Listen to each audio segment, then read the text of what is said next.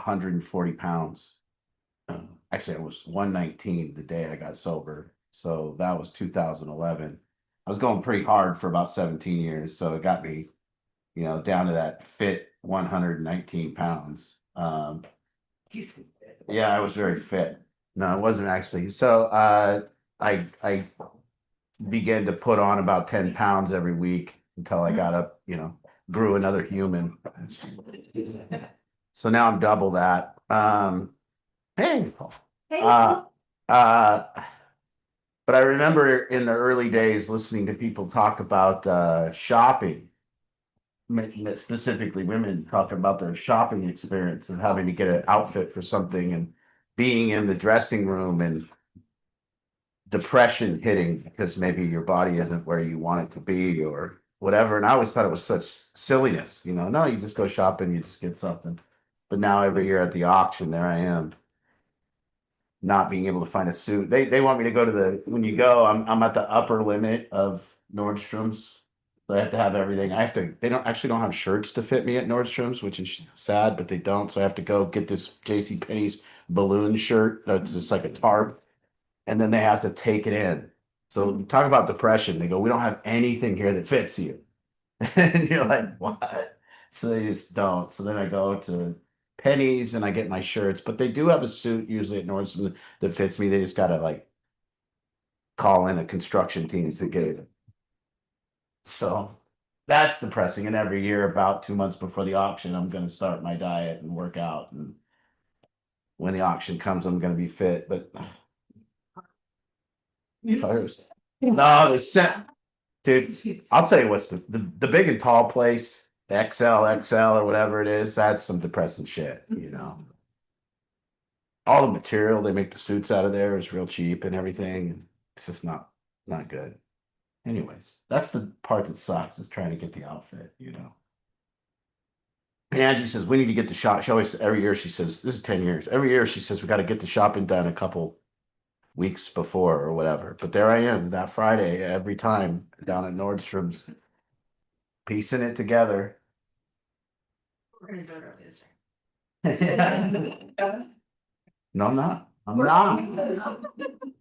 I find that it's easier just to settle in. You're just going to do it at the last minute, and then you don't worry. It's shocking. He does the last minute too. Yeah, that's because But I swear. It's even gotten worse than me doing it at the last minute. I pay somebody else to do it at the last minute, which is even worse than me going. available. Yeah, I do need that. Typical guy. Yeah, I go Christmas shopping I go 2 days. I go the day that's like a couple weeks earlier that I say I'm going to do it, and I don't buy anything, and I just get something to eat. That's right. There's that day, and then I give up, and then I go the last minute. That's how you do it. I've been doing this a lot of years, and the I've been shocked recently to learn that people disagree with me. It's like a real shock when someone comes and says, we were at your group, but I disagreed with something you said, and I don't want to. I'm out, or I didn't mention it, or whatever. Um, Disagreeing with me is like disagreeing with the weather. Listen, it's going to change anyways, and it might be cold for a minute, but it's going to get sunny soon, and you can disagree with the weather, but the weather's I'm just blowing wind. Like I'm not saying this is how it is. I sit up here and talk every day, and I'm not generally saying how it is. I'm here to make you think about the possibility of how it could be. I'm here to give possibilities. I'm here to give different perspectives. I give different perspectives. If you listen to me talk, don't come with the same. If you come with the same perspective, I'm going to just defy it just to defy it. I'm going to show you a different perspective just to say, listen, everything we've heard about all this stuff, might not be all the truth. It might be different than we think it is. For instance, if I talk to these kids, and a lot of times I call you guys kids, but the people in the program, first of all, I want to say something. I want to say that I don't generally get a chance to like acknowledge this, but we got some great I'm really proud of the people that come here. I'm really proud of all the families that are here, and I'm proud of the work that's being done here. And I'm really proud of the people in the program right now, the stability of you all, the progress of you all, where you were at when you came here and where you're at now. Like there's some, we don't say that enough. We come in here and we try to get work done. And that work is always this constant thing of like, we all need to be better. And that's okay that we're trying to all be better, but we got to stop sometimes and go, yeah, but this is where I was at 6 months ago. Like my family was all mad at me and I was out there on the streets and I wasn't even wanting to come to treatment. I wasn't wanting to get help and I was in jail or anything. And so there's got to always constantly be our own acknowledgement of where we were and where we're at now. And then we look towards growth. But we gotta kind of, sometimes I just hammer people and it's not always the nicest. And so I want to just say, kind of got to take a look and go, look at where we've come. So, we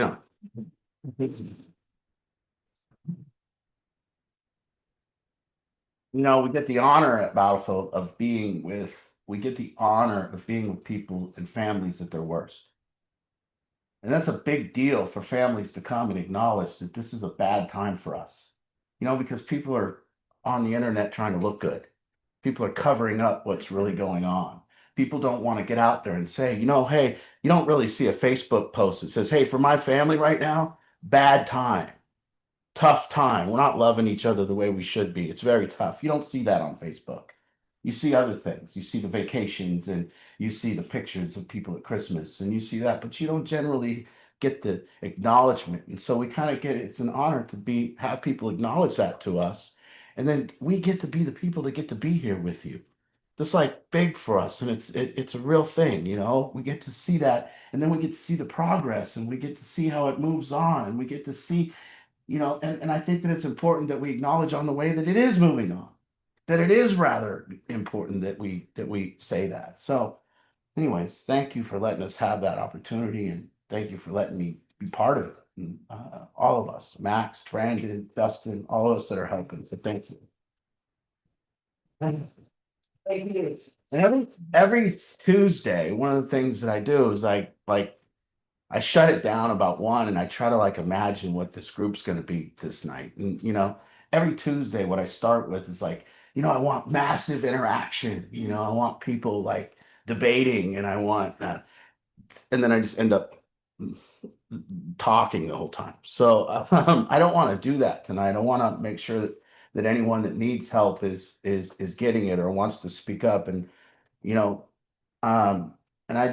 and so anytime somebody wants to take the floor and come in and get some help or get something off their chest or do something, feel free to stop me and we can go there. In the meantime, I'll babble. Part of what I'm trying to get folks to get to is a place of acknowledgement about ourselves. Let's say in this room, what there is there's what we are as humans is there is this thing called judgment. You know what we're doing in this room together?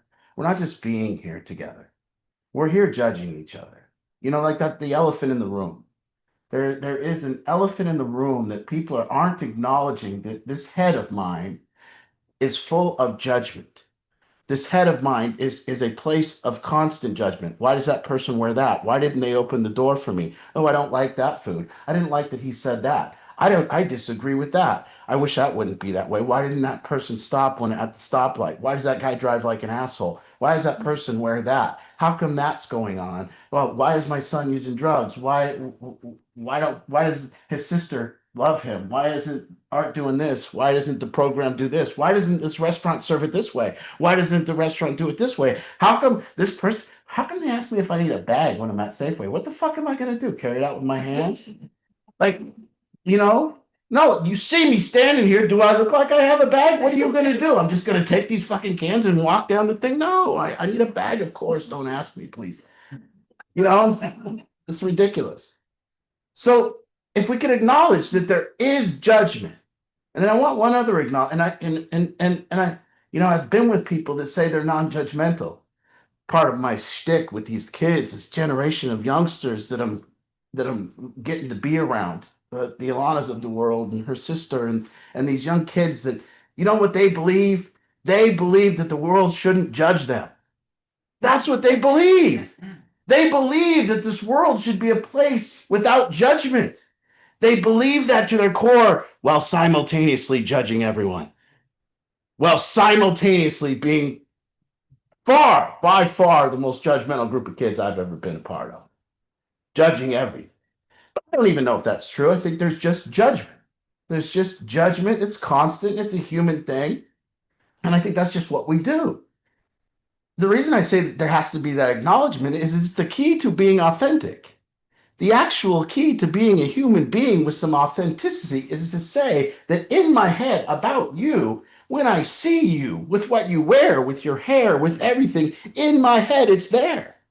You see, I found also that, we used to talk about love a lot more. We used to talk about it a lot more. We used to talk about it being like a place that you got to get to. We used to talk about love being like a clearing. I used to describe love as like, hey, love is this calmest place in me hanging out with the calmest place in you. Like that's love. You see, it's a place. And I don't think we even acknowledge as humans how difficult love is now. Really difficult. How difficult is it to love your families, whatever side of the political aisle you're on? Are you having dinner with the other side? Or has there become a divide in that when people disagree with us, it's harder to love them? You see, I think love is one of the most difficult things to attain right now. I think it's hard. I think loving Americans is hard. I think loving people is hard. I think it's harder than it's ever been. I think love is at the all-time difficulty level. I think we're walking around the streets with a head full of judgment, judging whether somebody likes Trump or not, judging whether they're at the No Kings protest or not, judging what side of the political aisle they are on before we're even going to like them. People automatically disliking 50% of the people because they're not on the same political viewpoint. That's happening. We got to acknowledge that. So just this difficulty level that we're all in this room and what we're trying to do, we're trying to attain connection and love, but what's in the way and why is it so difficult? You see, I always wish that people would judge me, but then actually understand this. See, it's not that if I acknowledge that the judgment is there about you, there's a direction for me to go now. You see, the judgment isn't a negative thing. The judgment is just a fact.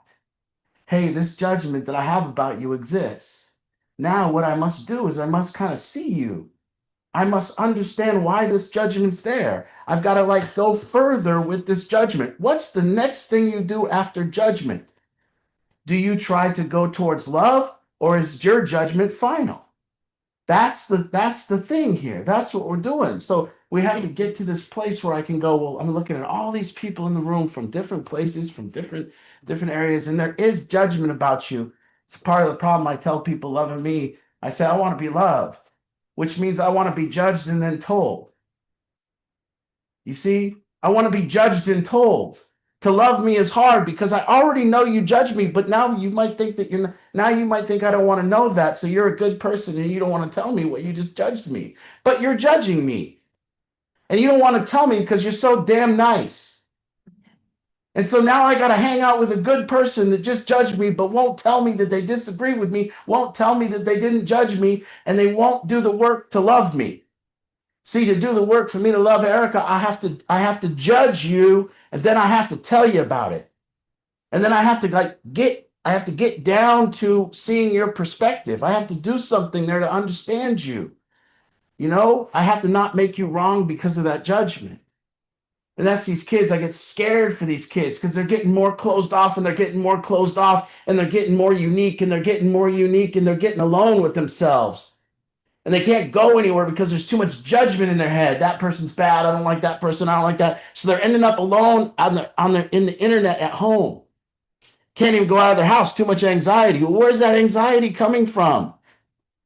It's coming from a head full of judgment, and that judgment is leading to a finality that you think about something and you're right about it, and that's the end. And then you go protect yourself. So when I get up here and talk, I'm here to be disagreed with. I'm here to be judged. That's why I sit here. I'm here to make you think, but what's that thinking?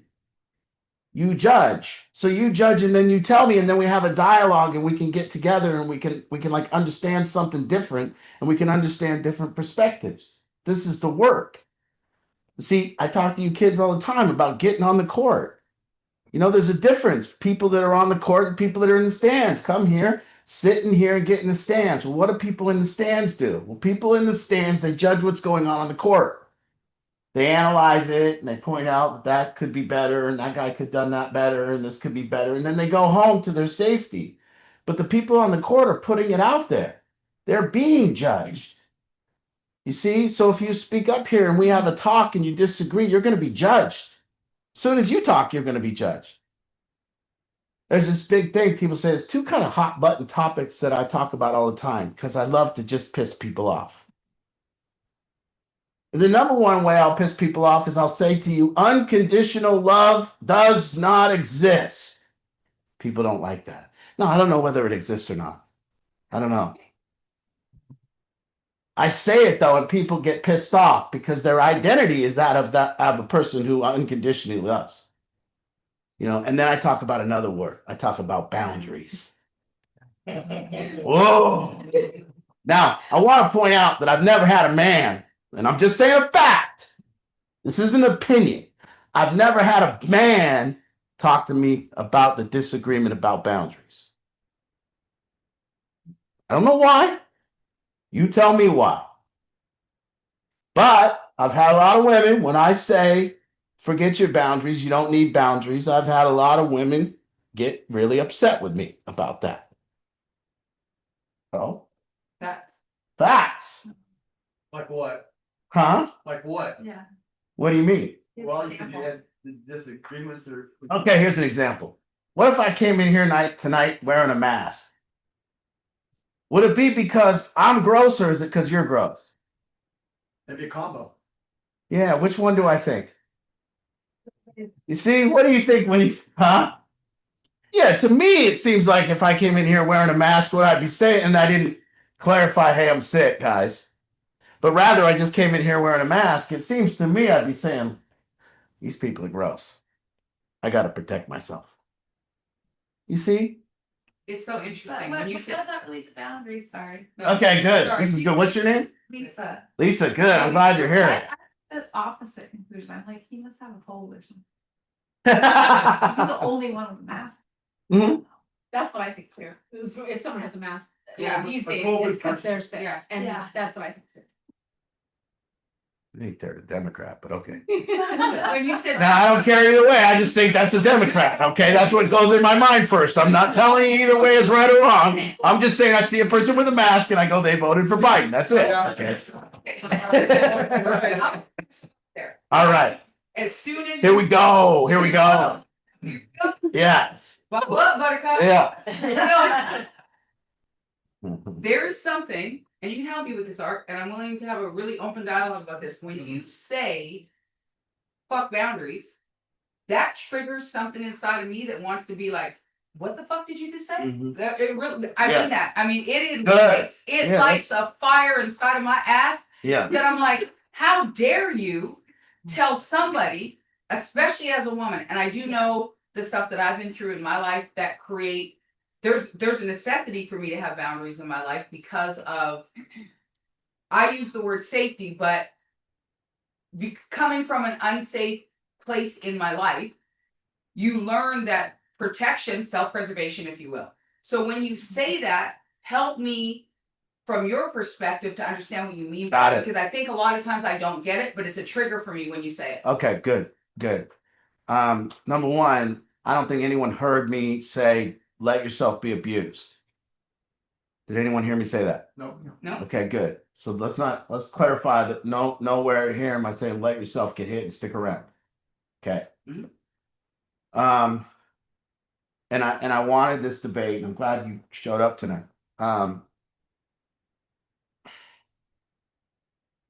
What could Nemo do? Okay, let me just put it this way. Okay. Is there a limit to Nemo's behavior in which you have to protect yourself from it? Not me ever.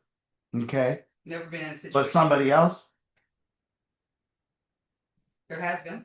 Okay.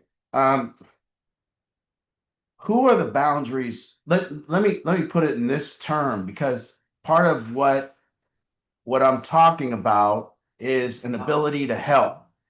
Mhm. Okay. You can have all the boundaries you want, but you can't help with boundaries. So my question is, how do your boundaries help another human? Because we have people that come here, and my question is, maybe you go to a therapist, maybe we go to a psychiatrist, maybe we go to a counselor, and the counselor says you need, and this is a specific when it pertains to drug addiction. The counselor will suggest to a family that, or a mother, that they need to have boundaries. Okay, my question then back to that counselor is, okay, good. Mom's got boundaries. She's good. She's safe. Now, how does that help their loved one?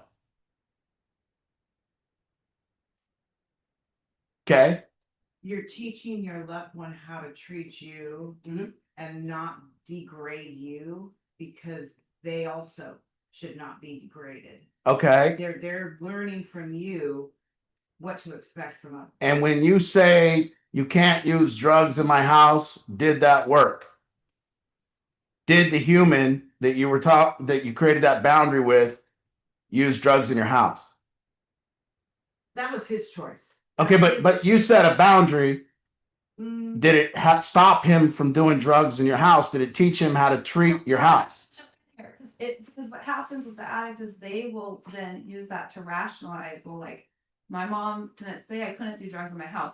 They're gonna do the drugs in their house anyway. But if Mhm. you say you didn't, and so now they have to, they're saying I disobeyed my mom when I did drugs in the house. That is a different relationship. So now we're dynamic saying, now we're than you suggesting. enabling them, and saying, like. you're Okay, just- let's just keep following this line, because I want an answer. There's an answer there. You're suggesting that boundaries teach someone else how to treat us. No, that's not, I don't. That's what she said. Okay, yeah. That's what she I'm said. looking at. Okay. I'm. So now you have your boundary and you're protected. And let's say your loved one is out on the street getting high Mhm. because you've held your boundary, and you had to hold your boundary because you suggested that these certain behaviors were going to disqualify this person from your life. They've done those certain behaviors. Your life. Your No, life. yeah, It all. It's saying. Okay, I'm now, loving you. no. Okay, so I'm then, loving you from okay, across the perfect. street. Now, how are you helping them? I'm here. When Here's you're the ready to thing get about- sober, I'm here. Okay, I'm the first but call. but they're not. They Now, are. They okay, are. For okay. me, it is. No, For me, yeah, it is. okay. But Boundaries don't okay, work. so listen. It is So for let me. me put it this way. Your son comes to me for Yeah. help. Yeah. And I tell you right now, Mhm. he's broken my boundaries. Mhm. Am I still qualified to help him? He's got to go. He's got to go. I kicked him out of the program. That's a consequence to choices. No, but do I still get to help him? You do. How? That's up to you. See, No, it's not. You That's see? your boundary. Huh? That's your personal boundary. correct. Yeah, he crossed it. He's got to go. I can no longer help him. But there was a okay. So all your right, let me boundary ask. is working for you. Working for me. Perfect. Okay. I'm suggesting that boundaries work for an individual. I'm also suggesting they will disqualify you from still being the helping person in that person's life. And you better hope they have someone else that doesn't have the same boundary to you that will go to them and help them. I've learned a different boundary definition than you, I think. Maybe. I think you Yeah. should explain what you're thinking. Okay, here's what I'm thinking. Let's go ahead. Good job. I think that, because I've heard you talk about boundaries a lot of times. And there's a lot of different definitions of boundaries. I think that it's really crucial to know, like, like you're talking about boundaries trying to control somebody. That doesn't work.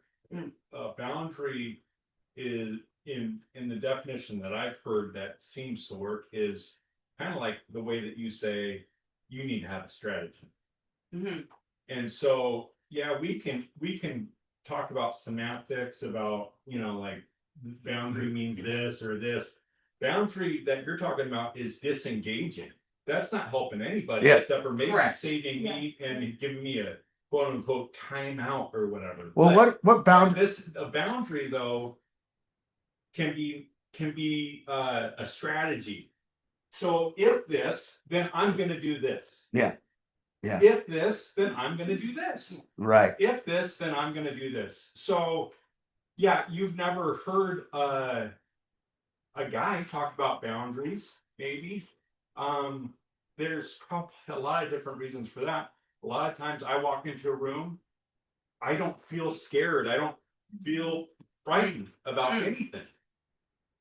They Okay, put six- now the premise is not that whatever, and it's people like, don't what's the need 'em. difference, though? The premise is not that someone doesn't need to have boundaries. That's not my premise.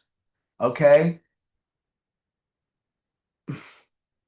This is a very difficult because I I see what understand. you're saying. Because I want you to know that I've been somewhere. I want you to know that I've been to the depths of human behavior. And I want you to also know that the reason people behave poorly has nothing to do with me. Nothing. And the suggestion that it does is what I'm talking about. So if Nemo behaves poorly and he does something wrong and it crosses my judgment, meaning I disagree with his behavior, therefore I have to cut him off. To me, what I'm suggesting is, could I possibly be big enough to let go of that boundary and figure out and stand by the human for why they behave poorly, and why they behave poorly has nothing to do with me? You see? So if we create a boundary and say, this behavior happened, therefore I can't interact with you, or I need to love you from over here, or I can't participate. Well, fine. I can see why a human would do that. I'm suggesting that there is another level to it. That we can actually, that we have seen glimpses, and we do get to attain that here at the program, about someone punching us in the mouth, literally, fist fighting, about the things that kids in this program do. And we have seen the other side, and the other side of them getting help had nothing to do with our boundary. It had to do with a collapse of it. It had to do with like 100 kids getting kicked out of every program for hooking up and being in a couple. And us saying, it wasn't because of the program, it wasn't because of boundaries, it was because kids have feelings for each other. And when they develop, there's nothing you can do. And so we had to collapse that boundary here. A lot of our boundaries we had to collapse. We had to allow for people. Now, what you would think would lead to a bunch of poor behavior. But in reality, it doesn't at all. It leads to better behavior. It leads to honesty. It leads to a discovery. You see, it leads to like, let's figure out why you're doing what you're doing. And it don't offend me at all. You see, I've been punched in the mouth in my own home. And then I hug that kid and I love him. See, things have happened. It's not that I put myself in harm's way over this. I'm just suggesting that when I get on this kick about this, I think, fine. Yes. Okay, protect yourself. And there's a point where someone might want to protect themselves. I don't think you would want it from me, because I think you bring your kid here, you're saying, listen, they behave terribly, take them and see what you can do. And when they offend you, please stay with them. Please. So when they steal your car, Art, and wreck it. See, hold on, stop right there. No, stop right there. What I would expect you to do is call the police, have his ass thrown in jail, and have him charged for grand Please theft don't auto. do anything. No, see, no. No, absolutely not. See, you haven't been on the other side of being, I will bring someone in this room that stay in my car. Don't say that to me, Art, because I have been on the other side. I don't want to get into anybody's personal business, but I will tell you. Let me tell you, let me tell you this. Stop that mother that bullshits. And look here, I am this mother, and this boy knows it. This boy has never spoken out of turn to me. This boy has never cussed me. This boy, because I've told people, and I'll say it publicly, I drive like I have good insurance. We'll leave that there. But I'm gonna tell you, look, this boy then took me through hell and back. And I actually am one of those people that if you go on my account, I have talked about the hell that I have lived through. Had it not been for my connection with you guys, I'm gonna get emotional, I'm sorry. You guys saved this boy's life. You gave him something that even me as a mother didn't have to offer him. But I love this boy. I brought food. I sat with him on the curb. I would get his glasses because he's pretty much legally blind without them. And I love this boy. I always said to you, Mom, right here, I'm not right here. You can't use drugs in my home. He used to come home, shower. I would take him back out there. Little bit by little bit. My boundaries, call them what you want, changed. This boy ended up in the clinic over domestic violence. The first time. Oh, Mom, I'm gonna come and do the right thing. I'm gonna go take care of my kids. This boy came out of jail and off he went back into them streets with that girl he was running with. I found Nehemiah. And I looked him dead in his face that day. Remember that day, son? And I said to you, I'm not coming back up here. I'm gonna love you from across the street. I love you. You know where home is? And you know my phone number. But I'm gonna tell you right now, I'm no longer co-signing this bullshit. This is over my pay grade. Because there does come a time, Art, where this is above our fucking pay grade. Well, Hold okay. on. So then the boy goes out there doing what he's doing. I'm minding my own business. I actually made a video about it. People started using the terminology. I'm gonna love my child from across the street because I need a break. I can't breathe. I'm dying. I'm drowning with them. I'm losing my identity. One day I'm driving, minding my own business, and the girl he was knocking around with, Emily, she's walking down the street. I stopped my car and I said, "Where's my child?" Hadn't seen my child in maybe 3 weeks, maybe a month. She came over to the car.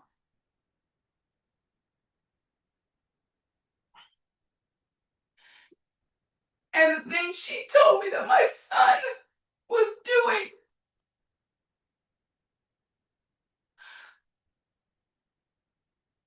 And I understood it was the meth and he was out of his mind and the psychosis, but I said, she told me that where they were broke down.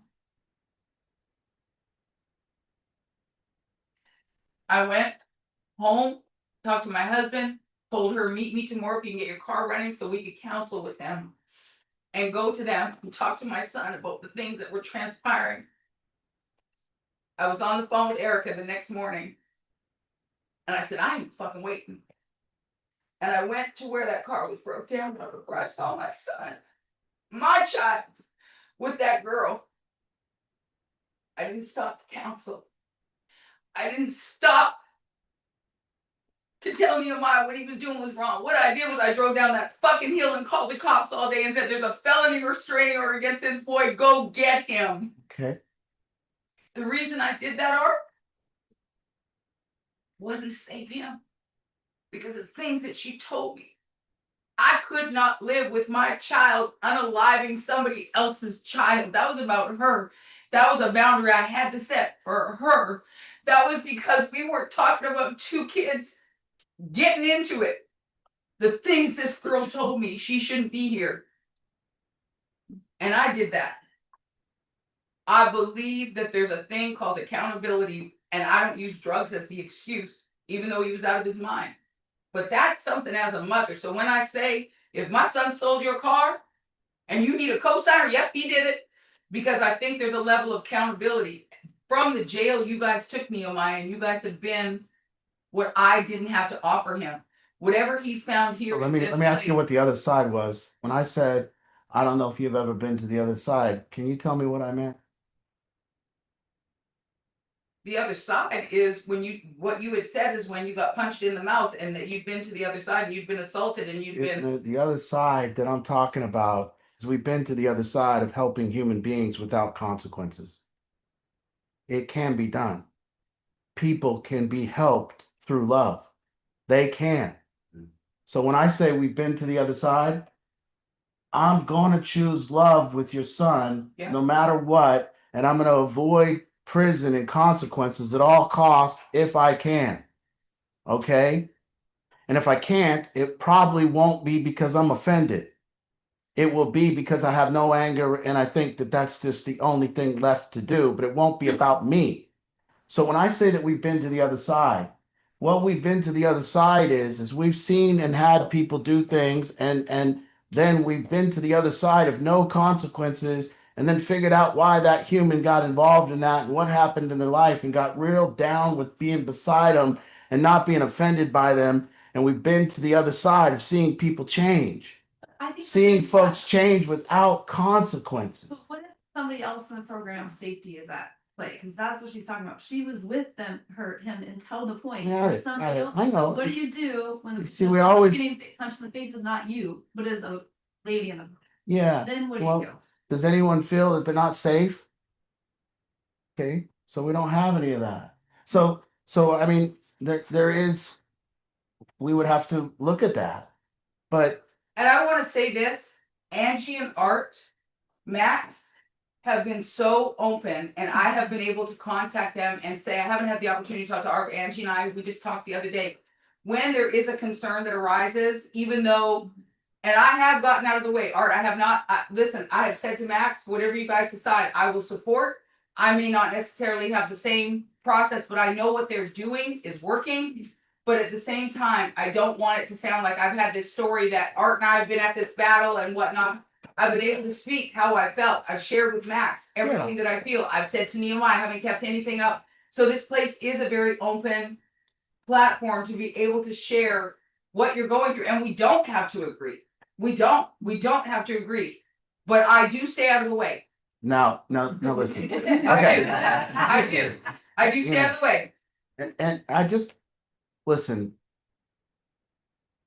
You know, if I and I know you all are here, and I know that I don't mean to be anything. I just want you to understand that we're not on our third drug addict. We're 14 deep, 30,000 people in. Okay, so we're talking from the moon a lot of the times. We've been to places with a lot of people. We've been through the boundary part of my program.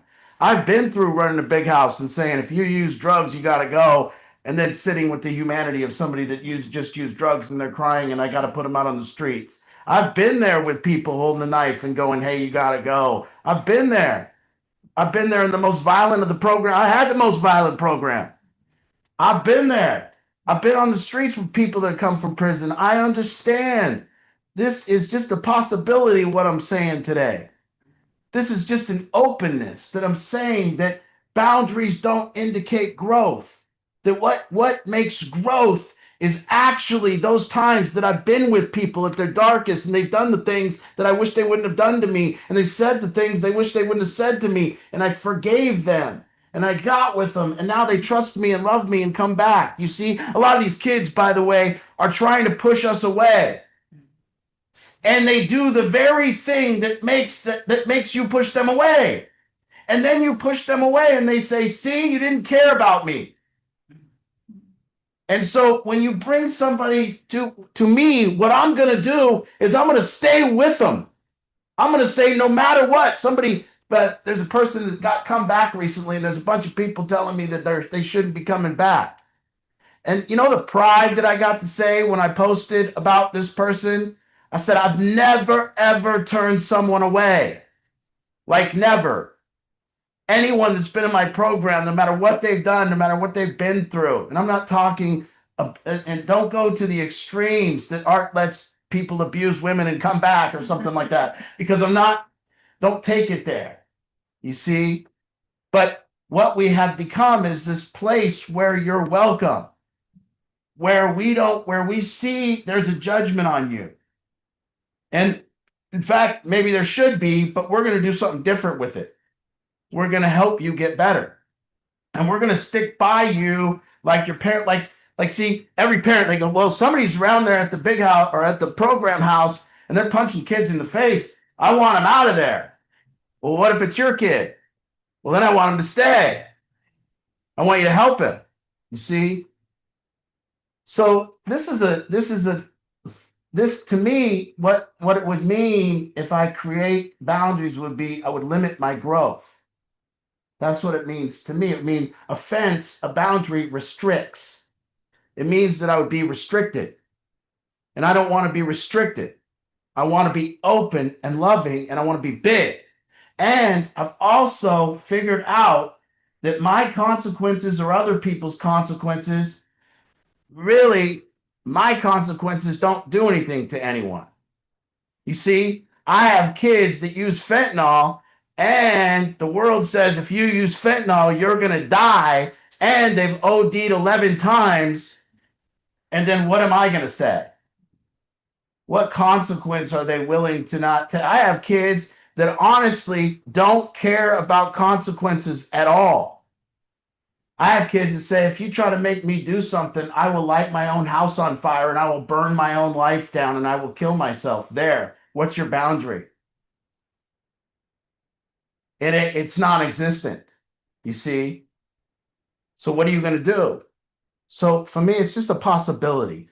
It's a possibility that we could look at it differently, that we could say, all this has been put together in my life for my growth.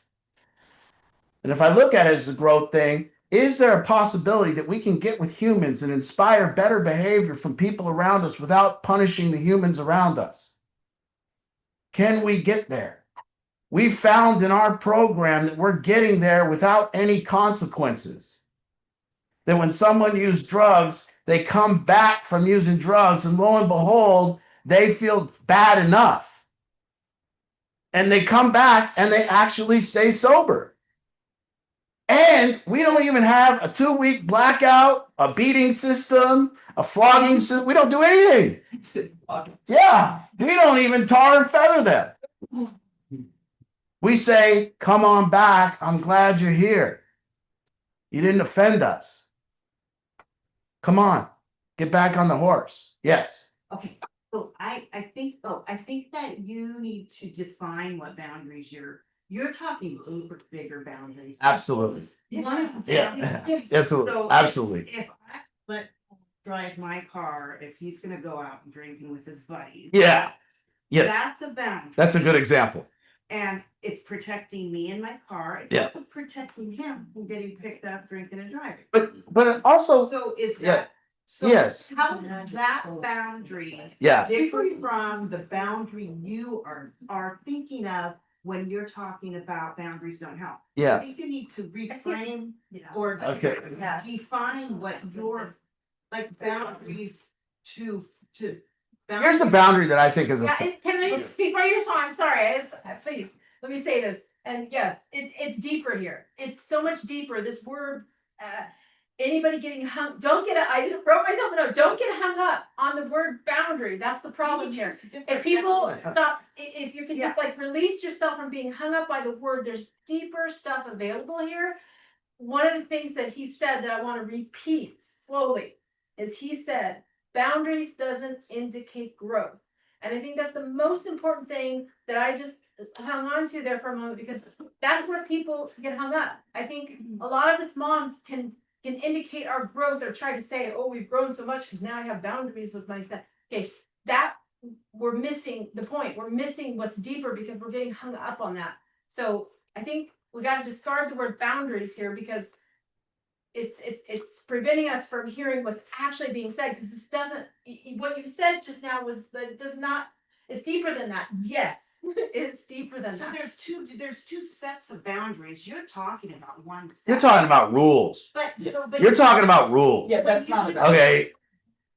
Yeah. You're talking about wisdom and rules. There's common. Like common sense rules. Like I'm not gonna like we're not gonna be here and go, oh, he's smoking fentanyl in the bathroom. Oh, we don't have any boundaries. We're gonna stop the use of fentanyl in the bathroom. Okay. So there's common sense rules. What I'm talking about is kind of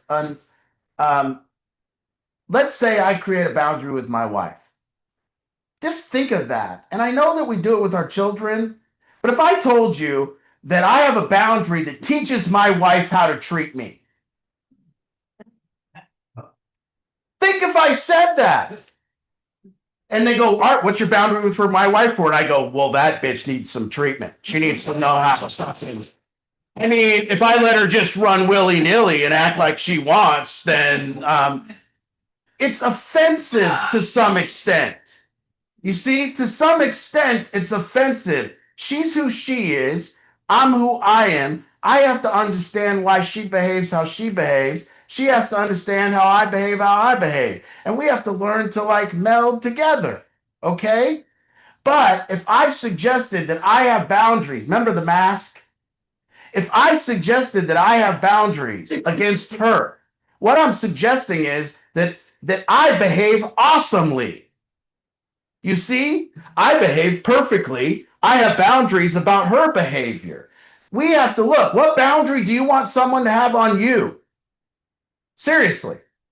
What does, oh, nobody needs a boundary on me. I behave perfectly. Not true. What boundary? And that's a question. So name it. Anyone in here, tell me what boundary somebody needs against you. Example, I do a pretty good job about not venting to my kids about my spouse. But I was at a point where I was like kind of venting to my daughter about my spouse, not thinking, stressed. And she was like, I don't want you to tell anything about this, Mom.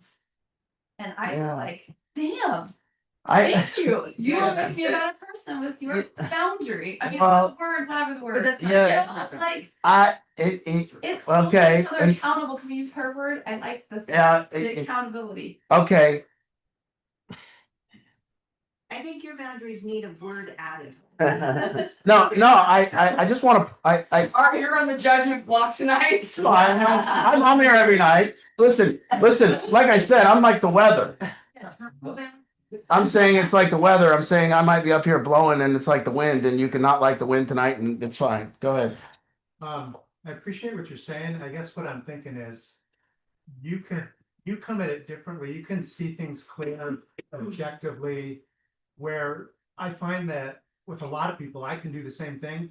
But when it comes to family members, it's all of a sudden everything changes. It does. And I just become a different person because of an attack. Yeah, you're right. Yeah, you're right. Yeah. And isn't that just human Yes. nature? That's it. Yes. Yeah. And I appreciate that you're saying, well, let's look at this differently. Like, I remember Yeah. when I was first getting. I want to point out that's all I'm saying tonight. Yes, yes. Yeah. Let's look at it differently, please. I'll say that again. I want to point out that that's what I'm saying tonight. Is that there's a possibility that we got to look at it differently. Okay. Like, you know, listen, who's more powerful? And I use this one all the time. Is the person who writes the teacher that wrote the rules on the blackboard for you and said, if you do any of these things wrong, I'm going to call the principal. Was that a powerful teacher? No. But she told you your boundaries day one. And what happened in that classroom was every kid went to the principal's office. For sure. And they knew exactly what to push, what buttons to push. Really. And then there was a teacher that you admire and respect to this day. And they didn't tell you the rules, but you knew the rules. You absolutely knew that that person was powerful. And you didn't want to, he inspired good behavior just by the power, or she or he inspired certain behaviors in you without ever telling you the rules. They just did it. They were bigger than boundaries. You see? And I say that this is a possibility that we can get bigger than that. And I would even get down with your daughter getting bigger than that. Here's the next step to that. The next step to where she was at. And this is part of the teaching today in group in this room. Was there's a certain behavior I want somebody doing. I don't want somebody doing. Okay? If there's a certain behavior that you don't want someone doing, never tell them not to do it. Okay? Because as soon as you tell them not to do it, there's a problem. Okay, now, so let's say there's another level that there's a behavior that's happening that you don't want to happen, and you actually get with yourself and decide, I'm not going to tell them I don't want that behavior to happen, but rather, and this is depth, so I don't want to, but this is it. This is the point where you're with yourself and there's a certain behavior going on and you decide you don't want it to go on and you decide you have to become a different human to have that behavior not go on around you. Now, I'm sorry, but that's okay. You know, there's certain people that you don't want to cross, you know what I mean? And you also want to make them happy. Yeah. And whereas I think children living with their parents, they want to cross that border because they think, well, I've been held under your thumb all my life. Now I want to move forward and go past you. And I'll do what I want. But you say, I can't, well, I'm gonna do it. Yeah. Go past that. Yeah. That's why we're all having problems, I think, because our children don't really listen to us. They want to grow on their own and Yeah. leave us behind. Yeah. Yeah. And that, whatever behavior that might be, it's up to them and no longer the parents. I didn't. I think with you too, one of the things I'm so very grateful for is you're a cycle breaker. I don't know if you realize that, but for a lot of us, I think I came to a very different place than I recognize with other, where I'm just not that involved. I love Nehemiah, but I love him from over here because he's got to learn how to be a grown ass man and figure out his shit. Yeah. And so I don't get involved in that. That's just not, I had to get there though. But one of the things I do appreciate about this conversation tonight is a different perspective. And I think that all of us, whether we agree or we disagree, I think taking that perspective, because as family members, how many of you in here have gotten caught in that cycle where it's just repetitive, right? Like you're just doing the same shit over and over and over. We have to learn. Right. And so I think having that dialogue, like you say, you're just offering what if we did that? And I don't necessarily think we have to jump in all 10 feet down, just like me, but I think the reality of it is having that ability to have these healthy conversations to where we say, well, what if? Because for so long, while my son was living in the streets, I was told, use tough love, walk away. And it never sat well with my spirit. There was never a time where I could ever not go bring that boy something to eat because it was a human right. It was never, so I had to find my way. And I think with having these kind of conversations, you can help us break cycles by the what ifs, and we can take what we need from it. And it's not for everybody, because I've often, this is how I've often described this setting. We're all going to a buffet. We're all fucking leaving full. But you ate salad, had roast, but you get something from it, right? We're all going to the Yeah. same buffet, but Yeah. we're all leaving full. And I think that that's really, really important. I want you to. I think that is what Family Solutions Group is. You Correct. summed it up perfectly, and that is the difference in a lot of other programs, Listen, is because we can be here and we can have these conversations.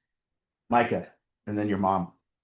I'm gonna say, we talked about it a lot recently, the two outcomes with judgment, like judgment for improvement, this applies to the values. Yeah, So judgment for improvement or judgment for finality, that's right. and the finality that's right. involves the responsibility. That's right. Lets you off the hook. So Can you repeat that for the people at home? yeah, well, what Micah is saying, and this is what we talk about in the group, and thank God because someone's listening. And I appreciate that someone's listening. So, and everyone's listening, not just someone. So thank you. But Micah, what he's saying is he's acknowledging that in his head there is judgment. There is judgment. And he can use that judgment for one or two purposes.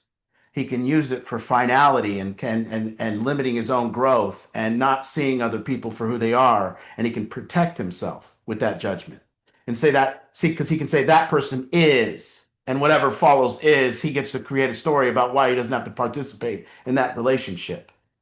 And what he's saying is there's another way to use judgment, which is for improvement. And then he can say it like a fact, like maybe that person is a little too much like this, but I'm going to be like this and help them get better. And that's exactly what we're trying to learn here. You see, we're trying to learn how to get rid of this protectionism and actually get yourself out there and use that as a navigation. I always, and I'll go to Amanda real quick. Can we get you unmuted, Amanda? Hey, everybody. Everybody. My question, and I hear you, Art, and I'm wondering how this works in a family dynamic. I know that it's about how I am, and I know I've also messed this up so much, so I have regrets here, like as I'm listening. And I'm also not really clear on how would we do it different. I know I'm just growing as a person, which would help. But also in a family, when you're in a crisis like that, or it feels like a crisis to me, I don't know what to do. Right. And there's a lot of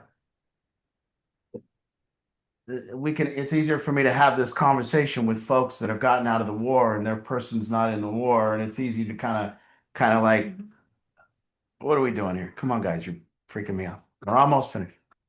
And so, you know, I understand I sound like a crazy person sometimes. And I understand that I sound like I'm saying, let there be anarchy. And I'm not. I'm saying, let there be power. Let us use power and not force. Yes, let us use love and not force.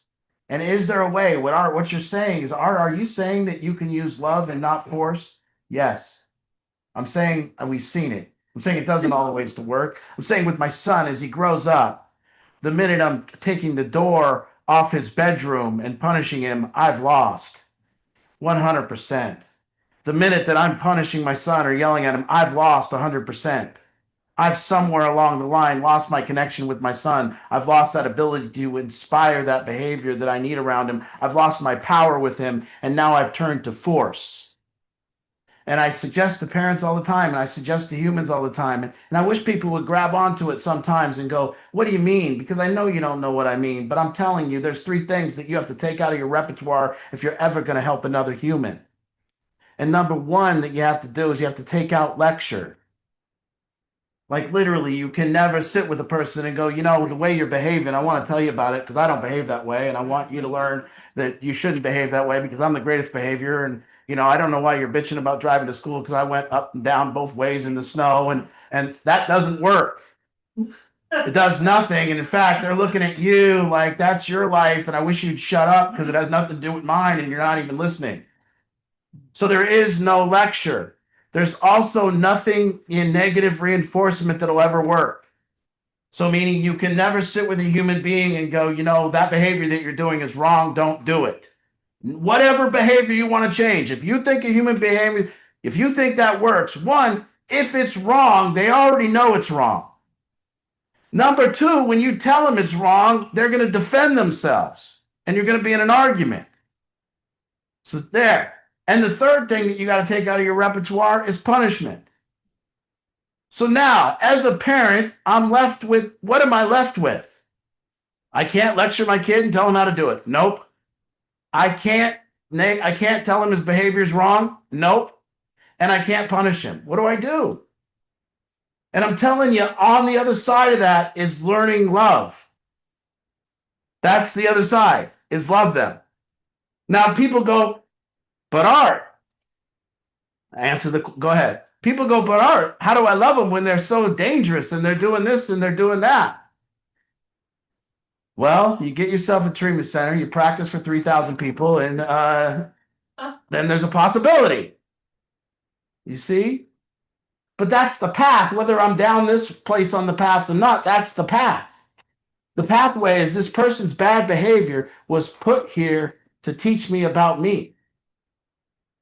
That's the path. You see? If Nemo's seeing a girl that Nemo shouldn't be seeing, now he's going to do what he's going to do. Can I be a human being that can see his perspective and why he does what he does? And can I stand by him? Can I stand by him? And I can. And his consequences are going to be his consequences. I'm not going to put them on him. And that's all we can do. And when he gets in trouble, I'm going to be his first call. Yep, because don't fucking call me. Shit. Okay, what was your question? But Amanda, I didn't really answer. I would say that this is a place. Okay, I want you to describe when someone's crossed your boundary. I want you to describe the place you're in. I want you to tell me what's there. Okay? I want you to be with yourself when someone's crossed something inside of you that they shouldn't have done. And I want you to tell me what's there. Okay? So when that happens and somebody does something to you that they shouldn't do, I want you to tell me what's there in that location with you in your head when you're driving in your car. And I want you to acknowledge to me that what's there sometimes is righteousness. What's there is anger. What's there is resentment. What's there is pain. And I want you to learn right there how to be with yourself in that time. And I'm telling you, it's a place.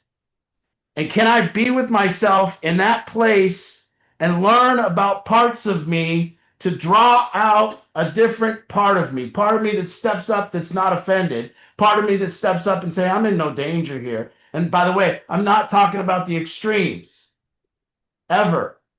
I'm talking about being talked to how you don't want to be talked to. I'm talking about somebody behaving poorly in their own life, but it has nothing to do with you. I'm talking about the fact that I used to come and somebody got high in my program and I put a forearm to their chest and drop them because I thought it had something to do with me. Because that kid got high and how dare he cross me and how dare he disrespect me in my program. So I'm going to get off and drop a 23-year-old kid to the ground and say, don't do this around here. By the way, it never helped. But he crossed my boundary and I had to show everyone the power, the force that I was. But there was a hurting kid there that used drugs that day and he needed me to be with him. And he needed me not to be offended and resentful and angry in that time. He needed me to somebody to stand by him. And so I'm talking about what's in that place. When you're alone with that boundary, just tell me, and this is the end of it doesn't have to be anything. Just please look at how you feel in that place. Do you really feel safe? Or do you feel angry? Do you feel victimized? What do you feel in that place? If you feel safety, keep on keeping on. If you feel good, keep on keeping on. I'm not telling you what you feel. I'm just saying, when I'm in that place where somebody's wronged me and I feel victimized and righteous and my head's telling me that they shouldn't have done that and on and on and on, that's the worst place for me to be. I don't like that place. And that's where I've been able to kind of learn how to get with different parts of me that can talk to me in those spaces. So yeah, again, this is like the weather. I might tell you next week that I don't believe in any of this shit. So, but I'm here to make you think. You know, I went think we need that. to We need that. AA for a lot of years, and I'll tell you something about that. You know, just something about that, because I believed that I was taught, and this is just an example. I was taught by going to AA that if someone relapses, they've lost everything. I was taught that. They've lost all their time. They've lost everything. What that led to was I saw a lot of people in AA relapse and then go out until the wheels fell off. And now I learned that there's something called the abstinence violation effect, which is that very thing which says, somebody does that, and because of what they've been told, and they didn't ask another perspective, they do the very thing that they didn't have to do because of all the shame of what they've done and lost their time and do this. So they go out and go on a longer run. And now I've learned that people can use drugs one time or for a weekend and have their life together, and then go out on a weekend and do drugs and come back and their life is still together. They just have to stop. And we can bring them back. But without a different perspective, we would just believe that that's true. And so I think it's very important, especially when it comes to recovery, that we've been listening to just certain perspectives for a lot of years. We learned that if we all in this room, how many of you learned that if you didn't work the steps, you were going to die? Raise your hand if you learned it. There you are. Are you dead? Well, here we are. But they told us that. Now, I don't know if it's true or not, but you see? So for me, I just like to grab it all and shake it all up like a snow globe and then let it fall down. And I'm not here to tell you that, listen, yeah, it sucks. It sucks when people are treating us and hurting themselves and hurting our family and doing this. And it sucks because sometimes you got to put up a shield and you don't like it. And it sucks defending yourself from your own family members. Sucks. I've been there. And it sucks when you get to a point where all you're left with is some type of force. It sucks. So we have to have an abundance of love to not get to that point. Yes, ma'am. Sounds like, because boundaries are very good in one aspect. Okay. It's full security, Yes. right? But what you're talking about is boundaries that cut off. Right? Where you cut people off because of. Yeah, I'm talking about the offensive nature of them sometimes. I'm talking about a lot of different things. But again, you know, like Is it like the If tough we're not- love kind of idea, or the tough love doesn't work, right? Like tough love. I'm just listen up. Tonight you're thinking. And there we've done our job. Right? So- On this. I appreciate Anything with boundaries. Evolves. I just like to say, go ahead. Oh, it just feels like you're saying we don't shoot our wounded. I would say that is a great analogy, and I also would say that people don't behave badly because of you, and they don't behave good because of you. Like my wife behaves how she behaves. It's not it's not. I don't dictate her behavior. She's her own woman. So to protect you and your loved ones, great. Yeah, I'm just saying that. Boundaries to change others, Yeah. not great. I'm saying, yeah. Well, we could keep going on forever, but I don't think any of the kids in the program, we've never told them our boundaries and whatsoever, and somehow they make it.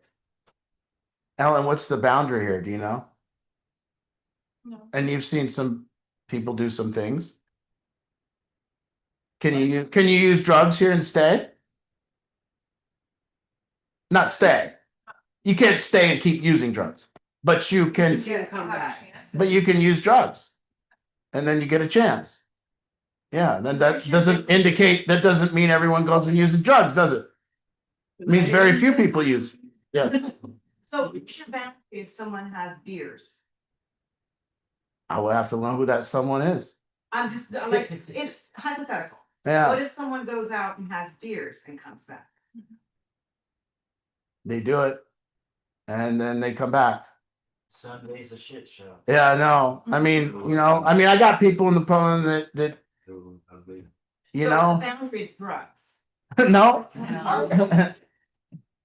yeah, okay, Last time I was here, I or two before you were on this boundary thing too, Yeah. and it was like, the way I heard it then was.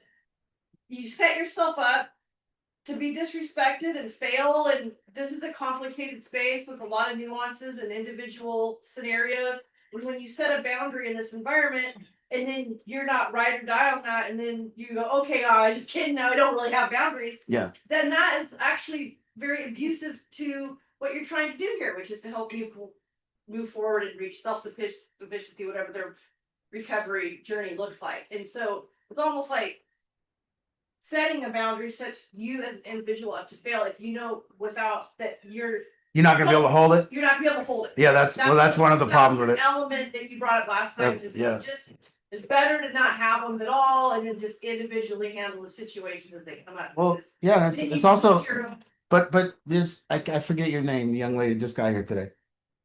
Brittany, you're here tonight because you crossed the boundaries of another program, right? Isn't that true? Yeah. And then they said, we gotta take you somewhere else. And yeah, well, thank God for that. And thank God for their boundaries, because now we get to be in your life, and it's a real honor for you to be here, and we're happy you're here, and we're gonna help you. Yeah, yeah, and so well, their loss is their boundaries, and they've done a very good job at protecting themselves from you, this tyrant that you are. They've done a great job at protecting and upholding their standards of must be immaculate program. We're here now to say, listen, you don't get to behave how you want. You don't get to behave poorly here. And that's not because of our rules or our boundaries. It's because you demand better of yourself than that. And we're going to respect you in a way that you're going to want to live up to that. I think it's expectations, isn't And so, Add something because you talked about having beer and does that mean that they can do beer? We've had these conversations a lot over the years and how I've heard Art describe, when somebody does that, it's he uses it as a learning opportunity. Well, let's see. It's an opportunity. For Cole, no. Okay. Not for Cole, For yeah. Cole, no. For Cole, no. No, Cole, you can't go have beers. Thanks for propping your mom up and getting your. That very thing. Yeah. No, Cole, you can't. Why? Because Cole's in a different situation. Now, you know, we have people here different for different things. Everybody's unique. That's the thing. We're eliminating nuance. We're eliminating why people behave that way. You see, if I create a boundary, it eliminates why the behavior happened in the first place. Why did the behavior happen in the first place? If I say, Cole, you can't use any beers, and I don't bother to figure out why Cole's using beer. I don't bother to see what's lacking in his life. I just go, there's no beers here, Cole. And then he goes and has a couple beers, and I go, get the hell away from me. You've crossed us. I'm not even looking into why Cole does that or anything about Cole's life. But what in Cole's life caused that? What is that? Why did you do that? And maybe he honestly has a reason that he could do the beers and it's fine. And maybe I just wasn't listening. So we're negating with that. We're negating and saying there's bad behavior. And when you behave bad, there's rules and consequences. We're not looking at why the behavior is there in the first place. And to help somebody, you have to help them with bad behavior. You have to be able to look at why it's there. So if I say, hey, young lady, if you hook up with any girl here, you're gone. Well, let's see. We got a girl or a boy. Hey, Trevor, and if you hook up with it, if you guys couple up here, you're gone. Well, let me see. Why does the behavior happen? Well, you got two people that don't feel validation and have low self-esteem. And you put them in the same house together. And then you got physical attraction. And so now physical attraction coupled with two people who want to feel better because they feel like shit, because they got no one that says they're good, and they want to get good with each other. And they say, this person makes me feel good and validates me. And I go, yeah, but you crossed our boundary. You two got to get the hell out. That's insane. That's insane. That's not looking at why it's happening in the first place. So now if I decide, well, look, there's bad behavior. What an opportunity for us as a program. Because as an opportunity, when we see bad behavior, that's an opportunity to look into why. Why? Oh, it's because this person doesn't feel good about themselves. They don't feel self-esteem. Well, let's work on that. And if we work on that, they'll stop getting in problematic relationships. See? Now, if I just say the rule is the rule, well, we don't even get a chance to see the behavior. In fact, they're going to lie about it. They're going to sneak down to the park. We have to then catch them, and now we're in a game of cops and robbers. So again, there's nuance and there's so much more. And I don't just say this because I say this because it's deep. And I say this because there's depths of it. And I just ask for everybody to kind of be with it. When you feel that another person's bad behavior, and I'm not talking about abuse or assault, nothing. Don't go to the extremes. Anything other than abuse or assault or adultery or those. But anything else, when you feel that space that you've been victimized by somebody, just be there with that. And then look and see, can I be there with this? Can I understand this human, why they did it and how it wasn't targeted at me? Can I see, even if a kid comes in my house and punches me, that even has nothing to do with me? That the reason that happened was there was a lot going in that youngster's life, and he was 23 years old, and there was a lot going on in his head, and he was fighting about a girl, and he was all in turmoil, and then I came into the picture and tried to intervene, and then I got punched, and it had nothing to do with me. So what does it have to do with me? But now can I be there with that person and get to the other side and not evoke consequences and not put them in jail and actually see what happened in that instance and learn to help that human? Hell yeah, because that's what it's about. Because forgiveness is big. To say there is nothing. Everybody's welcome back. I've had the man who tried to, I'm talking literally a man who tried to destroy my life, posted about me on Facebook, and my wife, who's big as hell.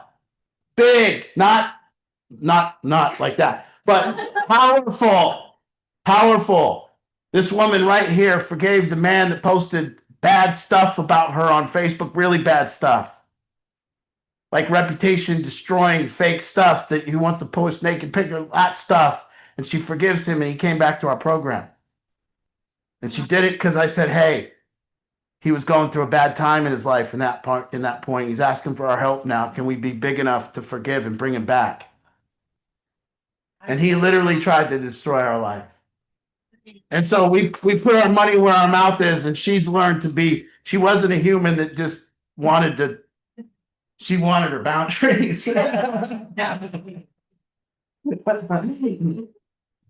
So again, we put our money where our mouth is. My car was stolen out. I've had all my cars stolen. And all those people I'm friends with at this point. So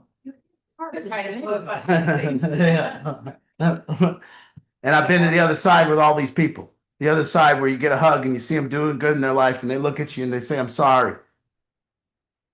And that's the beauty of it. So anyways, thank you guys for tonight. Yeah. Well, keep on tomorrow. Thank you too. South County ladies. Good night, good night.